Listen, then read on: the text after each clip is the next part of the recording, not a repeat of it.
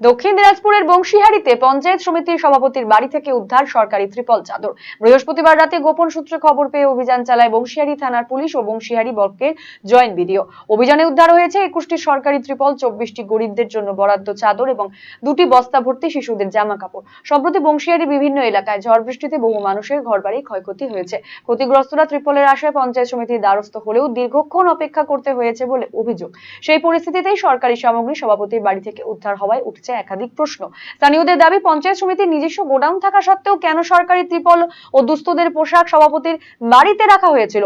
পঞ্চায়েত সমিতির সভাপতি গণেশ প্রসাদের নিজস্ব বাড়ি থেকে উদ্ধার হওয়া ত্রিপল ও চাদর রাত প্রায় 9টা নাগাদ জয়েন্ট বিডিওর উপস্থিতিতে বংশীহারি পঞ্চায়েত সমিতির অফিসে নিয়ে যাওয়া হয়। অফিস থেকে আসছিল পঞ্চায়েত সভাপতির বাড়িতে, কিছু পাইনি, 2-3টা বান্ডিল পেয়েছে তিরপালের।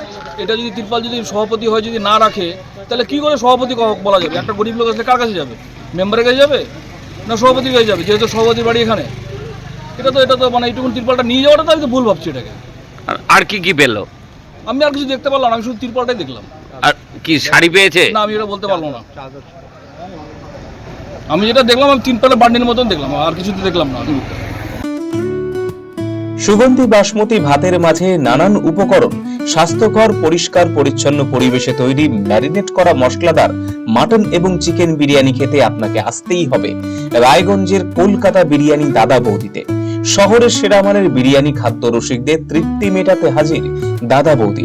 রায়গঞ্জের প্রাণকেন্দ্র মোহনবাটি এলাকায় রায়গঞ্জ জেলা আদালতের প্রবেশদ্বারের কাছে সুস্বাদু মুখরোচক স্বাদে গন্ধে অতুলনীয় বিরিয়ানি পেয়ে যাবেন সারাদিন।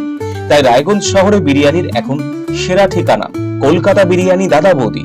কলকাতা বিরিয়ানি দাদা বৌদি, মোহনবাটি, রায়গঞ্জ, উত্তর দিনাজপুর। Phone number 6204774768।